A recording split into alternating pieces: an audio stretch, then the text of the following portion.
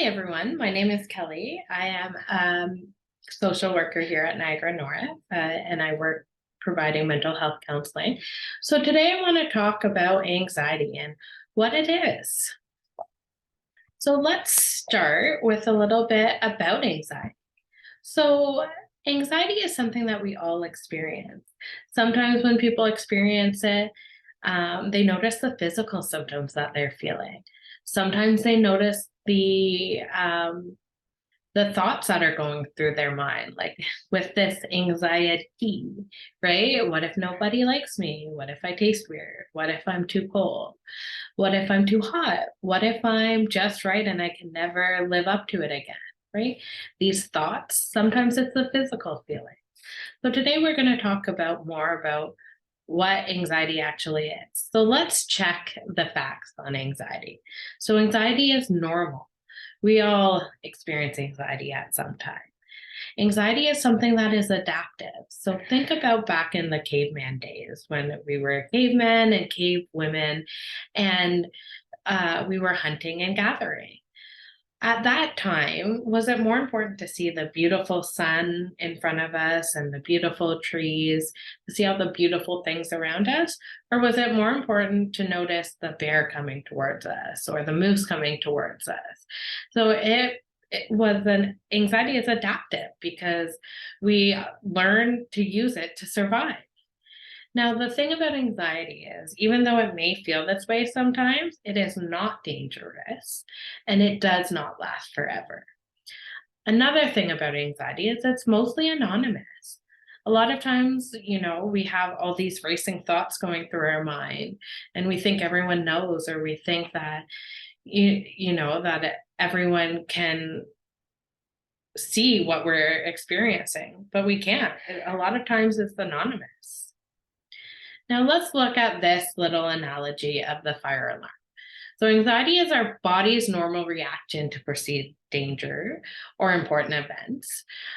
So it can be like that internal alarm clock that alerts us to danger and helps our body prepare for it. So it's kind of like we all have this anxiety alarm system or fire alarm in our bodies. So let's think of an actual fire alarm, right? What happens when you're at your home, you're at the toaster, you're making some toast, but you leave the toast on too long and it's starting to burn a little bit and there's a little bit of smoke? Well, a lot of the times the fire alarm goes off. Are we actually in danger at that time? No, but our body, or in this case, the fire alarm, is reacting and saying, danger, danger. Now, what happens if you're in the house and all of a sudden the stove sets on fire and there's flames all over the kitchen? Are we in danger now? Absolutely, there's danger. Notice that in both situations, the one where we weren't in danger, the one we were in danger, that the fire alarm went off, right? So anxiety is a problem when our body reacts as if there's danger when there is no danger, right? So I think of it like this. If you're walking across the street, anxiety tells us that if we hear a car honking the horn at us and we see a car, our anxiety says, let's move out of the way, right? When it becomes the problem is when our body is saying, danger, danger, or there's no alarm or there's no car horn going. And we're looking around being like, where's the danger? So let's look at some of the symptoms that people feel. So a lot of times, the first thing is the adrenaline response, right? So when we think there's a danger, either real or perceived threat, we go into automatic survival. And it kicks in. So we may increase our heart may increase racing, our breathing will get faster. Some people, their muscles will tense or they'll feel dizzy or lightheaded. Some have chest pain, some sweat, numbness or tingling sensations, hot or cold flashes, choking sensations, pupils dilated, digestive system slows down, and a lot of times they're more alert, right? So these are some of the symptoms of anxiety, and you may feel all of them, you may feel one of them, right? There's no right or wrong way to feel or experiencing anxiety. So let's look at the fight, flight, freeze, and fawn. So these are responses to anxiety. So sometimes we go into fight mode. So think of if a bear is right in front of you. Fight mode would be, I am ready, I am in control, I am angry, I am ready to take on this bear and fight. Flight would be, this bear is in front of me, I am running away. I am avoiding this bear at all costs, and I am getting as far away from it as possible. Freeze, which on this slide says it's taking a pause or stalling, planning and preparing for the next steps, which absolutely could be freeze. But sometimes we just shut down, right? Nothing goes through our mind. That bear is in front of us and we are going, what do I do? We just stop. We say, we should run, we should fight, but we just freeze. Now, the last one is fawn, or I like to call this fight, flight, freeze, and appease. Just a good reminder, or a way of remembering it. So appease is people pleasing. So this would be, kind of silly. If there's a bear in front of you, it would be, what do I need to do to make you happy so that you don't hurt me?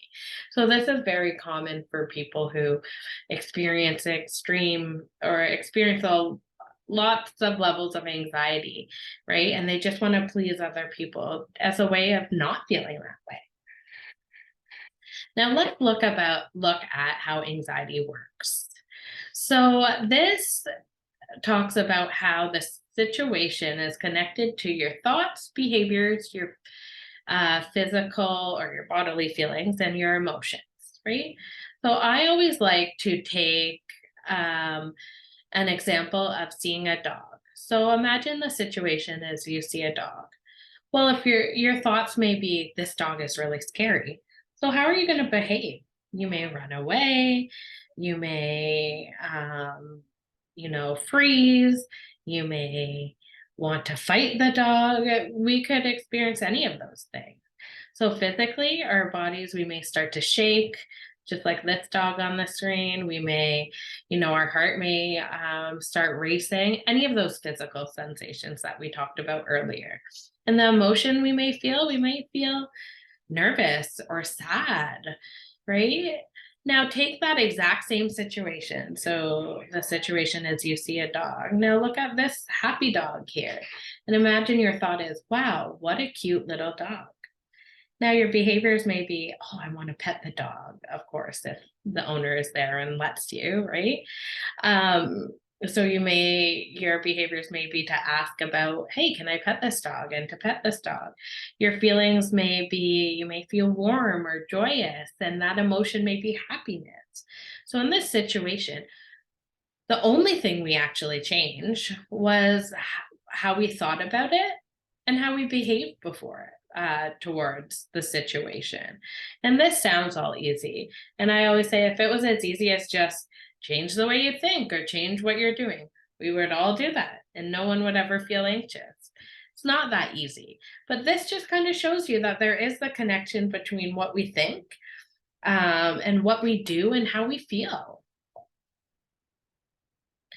So we've talked a lot about what anxiety is and how everyone have or will experience some anxious feelings in their life. But when it is a problem is when it happens a lot, when it feels pretty intense, when it's upsetting and causing you distress, and most importantly, when it's stopping you from doing fun and important things.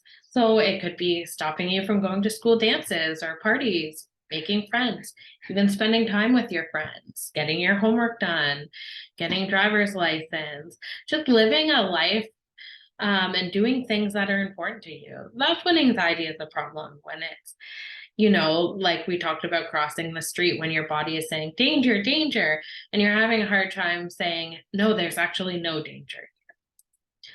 So let's look at a few tips for anxiety. So breathing is always great for anxiety. Now I'm going to teach you box breathing in the next slide. So let's go on to the few other suggestions. Sleep, right? Sometimes what happens when we don't have a good night's sleep, we're more vulnerable to those emotions, right? That anxiety, that anger, that frustration. So sleep is really good. Exercise, if you're feeling really anxious, going for a walk, getting some fresh air. Reading self-help books is always a good one. Even reading or doing things that you love can help distract you. Laughing is always great, right? Watching something funny, spending time with your friends, anything that kind of makes you laugh or brings joy into your life. Cell breaks are a big one, right? It can be easy to just mindlessly scroll through TikTok or Facebook or Instagram and look at what everyone else is doing. And that can sometimes create more anxiety. So taking a cell break can be very helpful. Another thing is talking to a professional, right? There are lots of professionals, mental health workers out there that are available. There are different resources out there. So talking to someone about your anxiety can also be very helpful.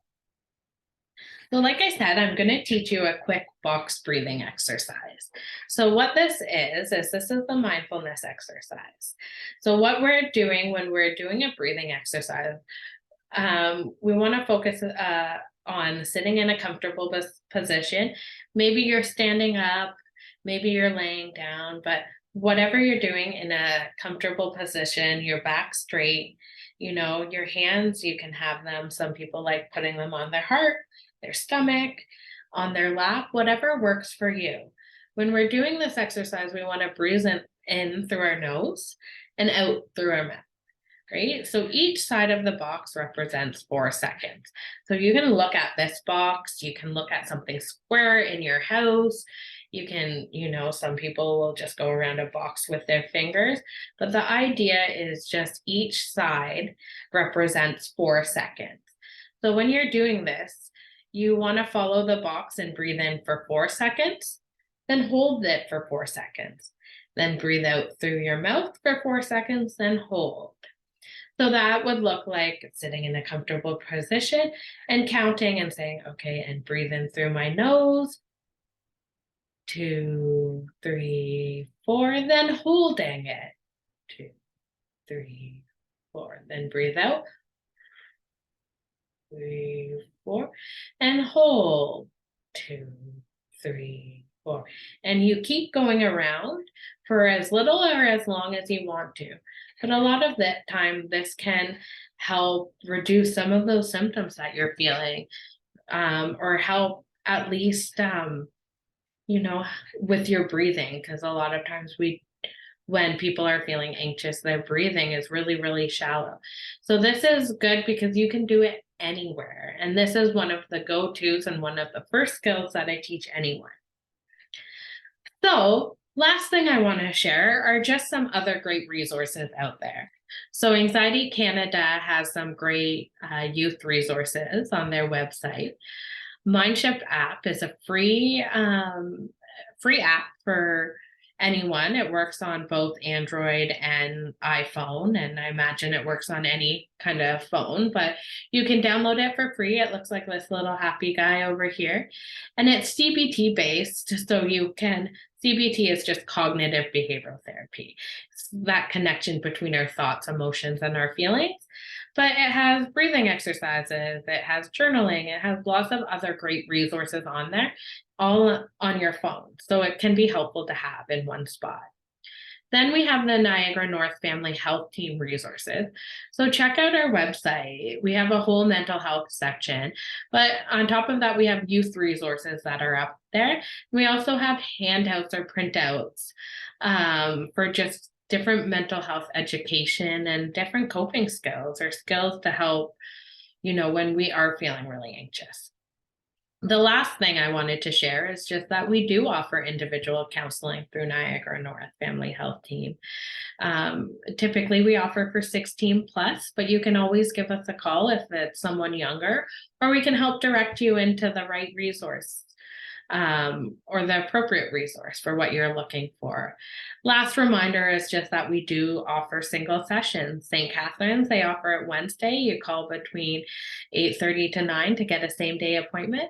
In Virgil, Niagara on the Lake, it's on Fridays. Same thing, call between 8:30 and 9 and get a same day appointment. So there are lots of great resources out there.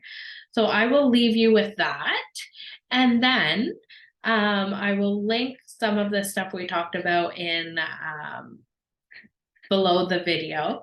But thank you for coming on this journey and learning about anxiety with me.